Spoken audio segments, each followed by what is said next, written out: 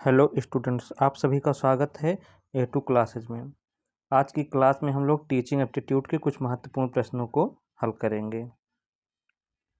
हमारा पहला प्रश्न है, कक्षा शिक्षण में श्रव्य दृश्य सामग्री के उपयोग का सबसे बड़ा लाभ क्या है? ऑप्शन ए है, छात्रों को पुस्तकीय ज्ञान पर निर्भर नहीं रखना पड़ता है, सीखना सरल और रोचक हो जाता है, सीखने का संपूर्ण दायित्व छात्र पर निर्भर होता है, छात्रों को कम अध्ययन करना पड़ता है। इसमें हमारा ऑप्शन नंबर बी सही हो जाएगा, सीखना सरल और रोचक हो जाता है। कक्षा शिक्षण में श्रव्य दृश्य सामग्री के उपयोग से सीखना सरल और रोचक हो जाता है। अगर आप संपूर्ण तैयारी करना चाहते हैं, कंप्लीट तैयारी,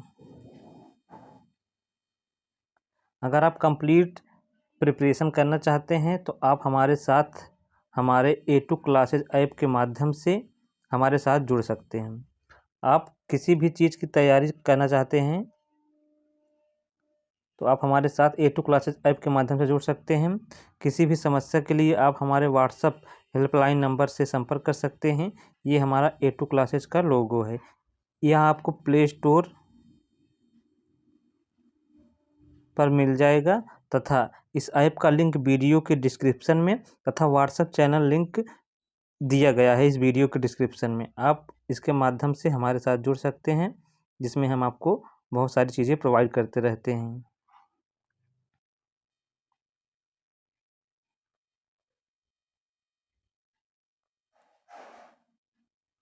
शिक्षक को आशावादी क्यों होना चाहिए? वह विनोद प्रिय बन सकेगा, वह अपने छात्रों को भी आशावादी बना सकेगा, वह छात्रों में अच्छी आदतें डाल सकेगा, वह कक्षा को अनुशासन प्रिय बना सकेगा।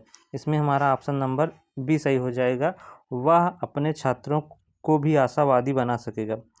शिक्षक को आशावादी इसलिए होना चाहिए क्योंकि वह अपने छात्रों को भी आशावादी बना सके।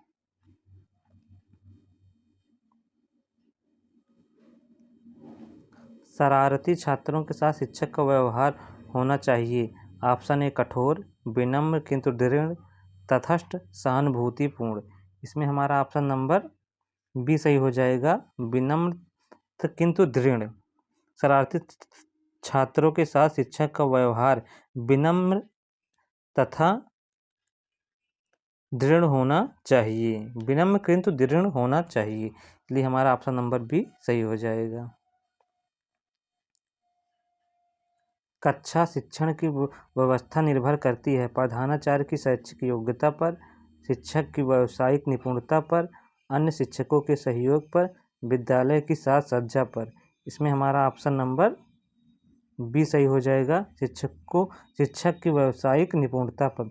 कक्षा शिक्षण की व्यवस्था निर्भर करती है शिक्षक की व्यावसायिक निपुणता पर।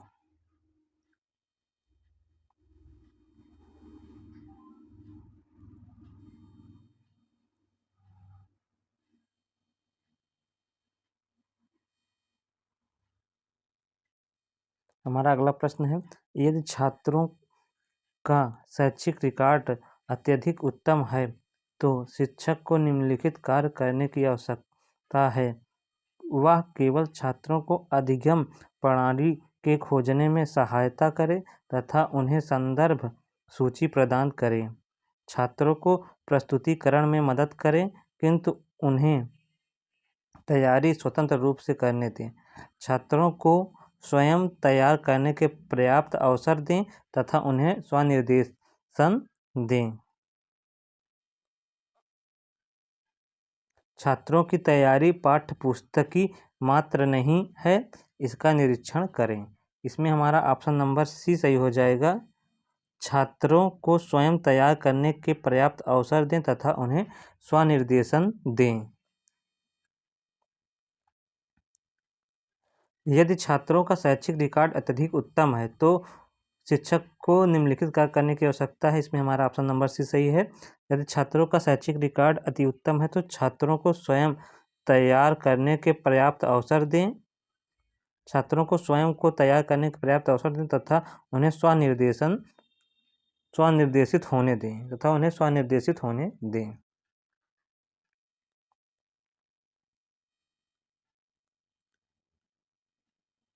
यदि विद्यार्थी यह न समझे कि कक्षा में क्या पढ़ाया गया है तो शिक्षक क्या अनुभव करेगा? ऑप्शन ए भारी उबा हुआ, उसे दूसरे तरीके से समझाना चाहिए। वह व्यर्थ समय नष्ट कर रहा है, विद्यार्थी के लिए अफसोस। इसमें हमारा ऑप्शन नंबर बी सही हो जाएगा, उसे दूसरे तरीके से समझाना चाहिए।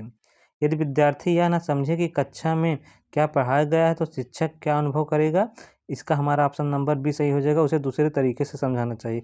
यदि विद्यार्थी को कोई चीज़ ना समझ में आए तो उसे शिक्षक को दूसरे तरीके से समझाना चाहिए।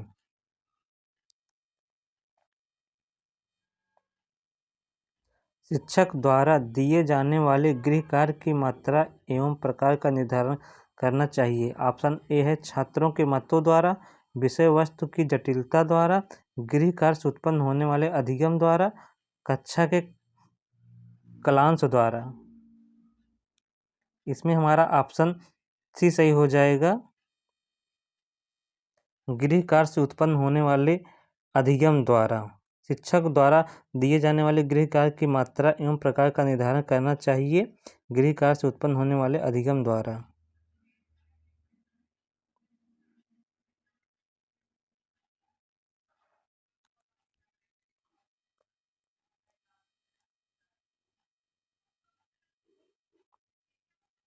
शिक्षा के क्षेत्र में ली जाने वाली परीक्षा से हम जान सकते हैं कि विद्यार्थी कितना बुद्धिमान है, अध्यापक द्वारा पढ़ाया गया संबोध विद्यार्थी किस प्रकार प्रस्तुत करता है, विद्यार्थी पूर्व वर्ष में किए गए कार्य का कितना भाग याद कर सकता है, विद्यार्थी का शैक्षिक विकास सही दिशा में हो रहा है अथवा नहीं।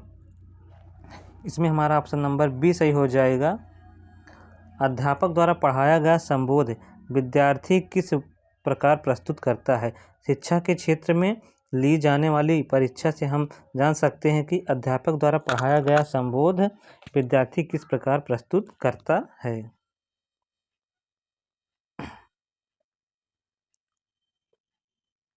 जो अध्यापक कक्षा अध्यापन में उत्साही होते हैं उनमें प्रायः विषयों की प्रवीणता का अभाव होता है, जो उनके उत्साह के नीचे छिपा रहता है। वे छात्रों का ध्यान खींचने के लिए केवल नाटकीय रूप दे देते हैं। वे अपने छात्रों को अध्यापन अधिगम की प्रक्रिया के अंतर्गत कर लेते हैं। इनमें उपरोक्त सभी बातें होती हैं। इसमें हमारा ऑप्शन नंबर सी सही है, वे अपने छात्रों को अध्यापन अधिगम की प्रक्रिया के अंतर्गत कर लेते हैं। जो अध्यापक कक्षा अध्यापन में उत्साहित होते हैं वे अपने छात्रों को अध्यापन अधिगम की प्रक्रिया के अंतर्गत कर लेते हैं।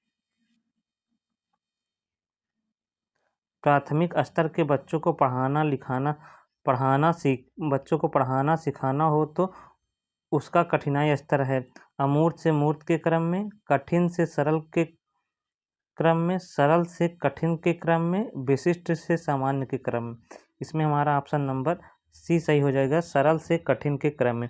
प्राथमिक स्तर के बच्चों को पढ़ाना सिखाना हो तो सरल से कठिन के क्रम में हो, उनका कठिनाई स्तर जो है वह सरल से कठिन के क्रम में हो।